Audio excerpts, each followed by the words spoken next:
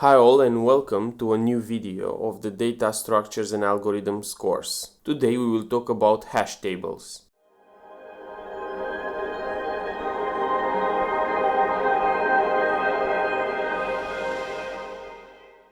Before we continue, please take just a second to like the video as it helps with the YouTube algorithm so that more people can benefit from this course. Also, please subscribe so that you will receive notifications when a new section of our course will be released. Now let's move on with understanding hash tables. At a high level, hash table is a data structure which organizes data using hash functions in order to support quick insertions and search. We will go deeper into hash functions and collisions in the conceptual overview after this presentation. There are two different kinds of hash tables, hash sets and hash maps. A hash set is one of the implementations of a set data structure to store no repeated values. A hash map is one of the implementations of a map data structures to store key value pairs. For the time complexity, access is done in O of 1 time complexity, search, insert and remove also O of 1. There are some underlying aspects to discuss here and remember at the interview, but we will see this in the drawing explanation. As for the usage of hash tables are best used whenever aggregating data based on a key is needed. Common examples are file systems, caching and dictionaries. I made a shorts video about that, you can go ahead and watch that. But now let's move on to the conceptual overview and understand deeper hash tables. And after that we come back and we will code the hash table in both Java and Python. Welcome to the conceptual overview of hash tables. Hash tables are very easy to use but very complicated under the hood. Hash tables are based on arrays. Let's first see how a hash table would look like. In this case, I'll show you a hash map. We would have a key and a value. In arrays, access is in constant time, if you remember, because the keys are integers. So let's say I have an array 1, 2, and 3. 1 is at position 0, 2 is at position 1, and 3 is at position 2. The access time to retrieve a value from the array is constant time because we know the address in memory where to find these values and we have their positions in the array. That's why also for hash maps and hash tables in general, the access time normally is O of 1. But we will go deeper into that and you'll understand, and there are also some corner cases there. Now let's remove this array and let's take an example of a hash table where the keys are strings, because for hash tables the keys can be any objects of any type. So in this case we will just choose strings and let's say the key is A, B, C and the value is, let's say, test1, D, E, F, and the value is test2, and X, Y, Z, and the value is test3. When adding a value in a hash map, we use a function to hash the key, meaning transforming the key into an index or a location in memory where the value will be stored. So we will go more deeper into hashing and I'll explain how it works, but let's say that ABC will point at 1. Once it has been cached, will output 1. The hash function for DEF will output 2, and the hash value for XYZ will point at 0. That means that in our array we will have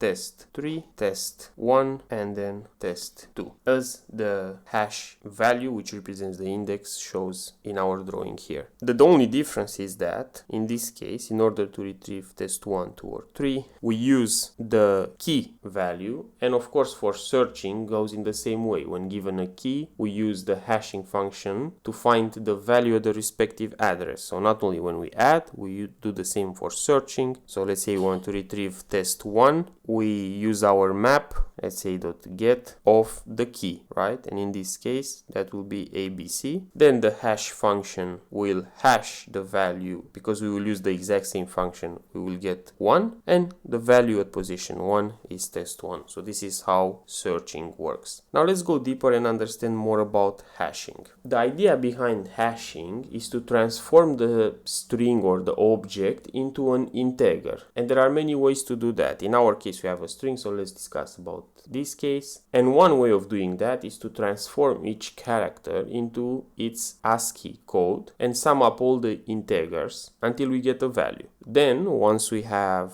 the sum, we use modulo with the length of the array. In this case it's 3 because we have 3 values in the map, and we get a number between 0 and the length of the array minus 1, in this case between 0 and 2. And let's see how we do that. Let's say that the hash of ABC equals 2. Then in order to find the position in which we store the value at ABC, we will do 2 modulo 3, which is the length of our array once again, that is 1. Thus in our array we will put test1 at position 1. Let's say that then the hash of DEF would be 1. 3 modulo 1 equals 2, thus test2 will be at position 2. And XYZ, the hash of XYZ would be equal to 3. 3 modulo 3 is 0, and in this case we would have test3 at position 0. But now we might think, okay, what happens if two hashes have the same value? Well, in actuality, the way a map is stored in memory, we have the key, we have the location in memory, and at that location in memory we store a linked list, which we call a bucket, and this is where we store all values. And in case we have two keys with the same value, which is called a collision, in that case we add both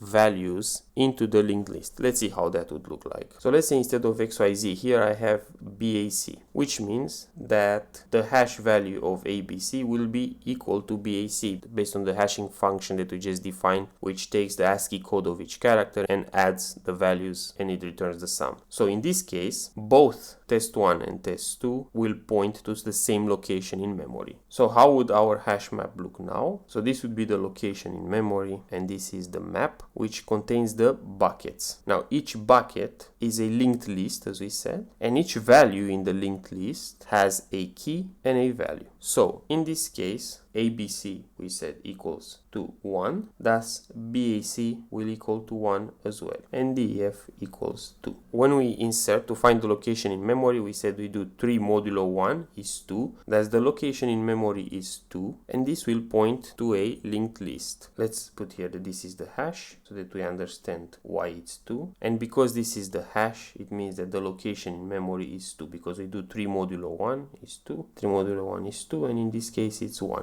Now, at location in memory 2, we have a bucket of key and value, where key equals to ABC and the value is test1. Now we add DEF, that is a location 1 in memory, and in this case it's just a key value pair, which is DEF and test2. And when we go ahead to add for BAC, we create another entry in our linked list in the bucket, and we have keys BAC with value test3. This is how our map is stored in memory. Now if we use again the array, the way this would look is at position 0 we have nothing, at position 1 we have test2, and at position 2 we have a linked list composed of test1 and test2. So now if we want to retrieve the value at key, which has hash equals 2, then how do we know if we should return 1 or 2? Well, that is because in the bucket we store an entry with key and value. Thus, when we get location 2, we extract the key by using the hash function, and once we get the key, we know which value we have to get from the linked list. In the worst case, where all the keys collide, then you end up with a giant linked list, and then the insert, delete and search will not take O of 1 anymore, we will take O of n time. Because imagine here we would have nothing,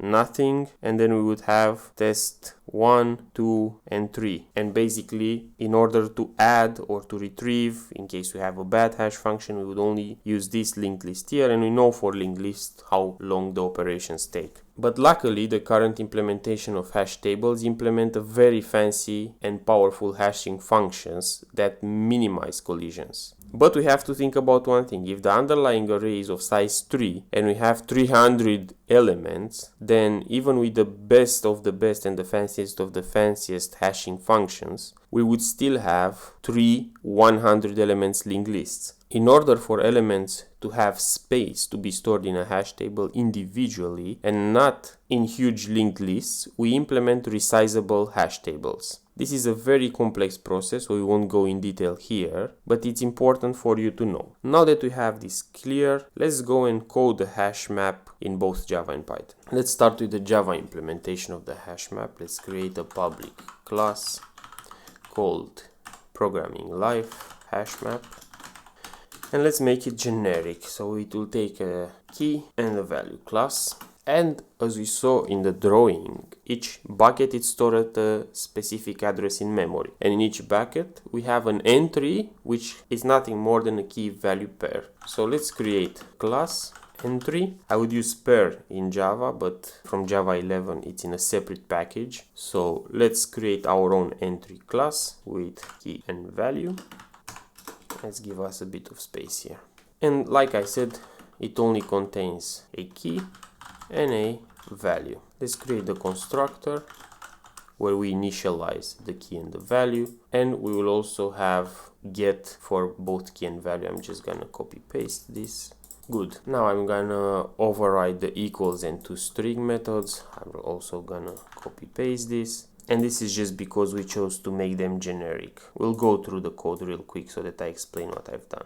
So for the equals, we say that an entry equals to another entry if the key equals the key and the value equals the value. And for the string, I just want to print the key and the value like this. And this is it for the entry class. Like I said, it just contains a key and a value, very simple. Now let's create the bucket class, because we saw that values, or entries in this case, are stored in buckets. So I'm gonna create a bucket class, of course, also of key and value. And what this will store is basically a linked list of entries of key and value, and we call that bucket. Let's also create a constructor where we can initialize our bucket. And now let's retrieve a value from the bucket. So I'm going to create a method public returns the value get based on the key. And here I'm going to say for entry of key and value inside the bucket. And here I'm going to say what? If the entry.key equals the key that I've just received in the function, then I'm going to return entry.value.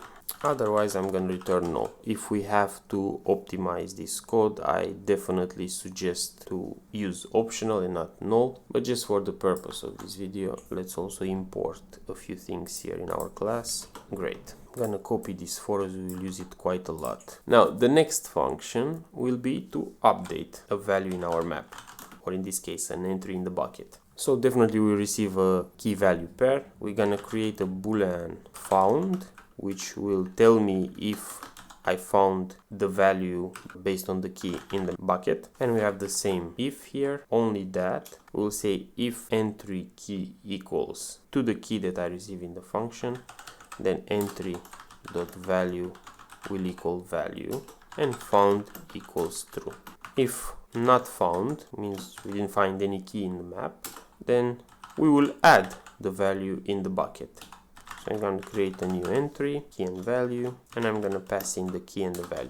And the last method I want to code here is remove. So I'm going to say public void remove an entry based on the key. And remember, now we're doing this for only one bucket. We're not doing this for the whole hash map. We will code the hash map after that. Then I'm going to put the exact same for each entry in the bucket. If the entry key equals to the key I've passed to the function, then this bucket remove entry. And I'm going to break out of the for loop.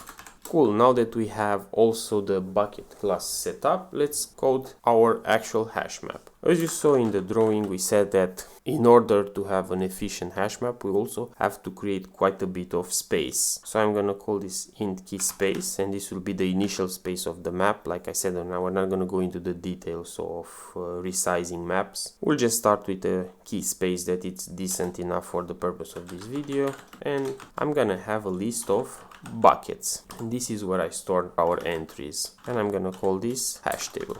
Let's create the constructor, and I give the key space value 2069, and for the hash table I initialize it to an empty array list, and I add for each value in the hash table an empty bucket. Now let's create the first method, and that is put method. So I'm gonna say public void put key and value. Now we will create our hash key. For that we need to use a hashing function, and as we said, we need to create the hash of the key so that we obtain the address in memory we will store our value. So in this case I'm gonna get the hash code of the key, and then we said we will do modulo key space so that we obtain a value between 0 and key space -1 in which I can store the value. We can only hope that the hashing function is good enough so that we don't get too many collisions. Now I'm gonna say this hash table update of key. Now let's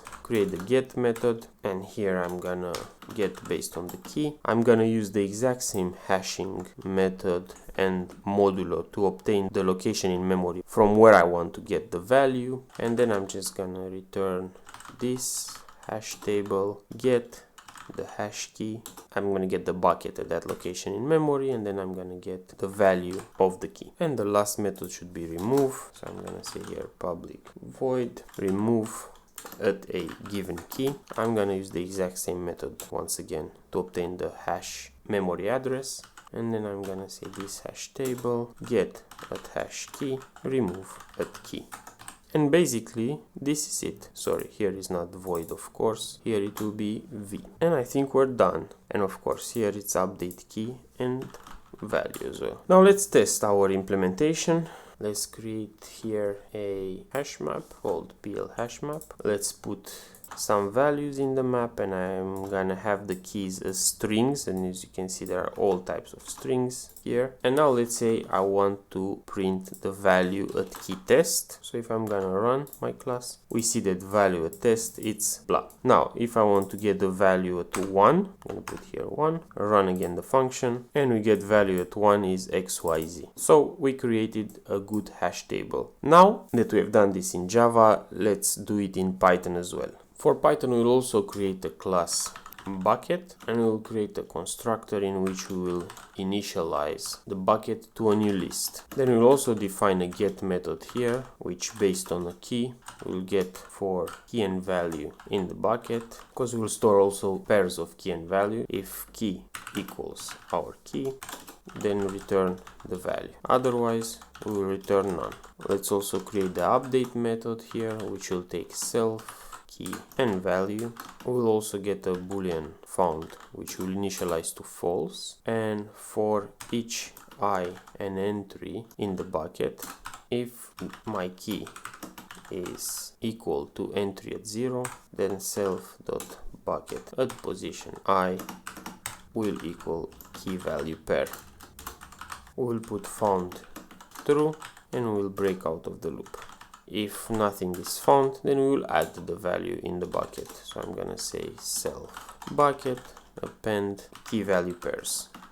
And this is it for the update function, and we have one more function which will be remove based on the key, and I'm gonna say for each I and entry in the bucket, if key equals entry at 0, which you see it's basically a key, then I'm gonna delete self.bucket at I. Now we get to the coding part of our hash map. So I'm gonna create here a programming live hash map class, and I'm gonna create the constructor, and what I'm gonna do here is I will initialize the key space to 2069, and I'm gonna initialize the hash table with empty buckets. It's important to give enough space to add values in the bucket, as we saw in the drawing. Now let's create the first method, which is put, which takes a key and the value. Now we will create the hash key, which you saw we hash the value of the key, and in order to obtain the location in memory where we store our key value pair, we will do modulo self key space, and we will obtain a value between 0 and key space -1, so between 0 and 2068, and this is where we will store our entry. So I'm gonna say self.hashtable at hash key update, and I'm gonna use the key and the value. And this is it. I'm going to copy the hash key method because we'll use it also for the other two methods. Now I'm going to define the get method, which takes a key. I'm going to use the exact same method to obtain the hash key, and I'm going to return self hash table at hash key, get the value at the given key. And to remove, we will get, of course, a key. Same method to obtain the hash key, and then I'm gonna say self hash table at hash key, remove based on the key. And now let's test our code. I'm gonna copy paste a main function here, and in this main function what I do is I just create a hash map, I put some values at key A, B, and C, and then I check if the values are correct. And I just have to call my main method now. Let's run and see how it goes. And as we can see, the value for key A is ABC, it's correct. For B it's BAC, and for C it's CAB. Pretty easy. I really hope that you found this video informative and you enjoyed this section about hash tables from our algorithms and data structures course. I also hope that now you understand how hash tables work, how hash functions work, and how collisions are dealt with. If you did enjoy this video, or if you have any suggestions, please take a moment to leave a comment below. Don't forget to like the video, as it helps with the YouTube algorithm so that more people can benefit from this course. Also, please don't forget to subscribe and press the bell button to receive notifications when the next chapter of the course will be released. Thank you for watching, and I'll see you in the next one.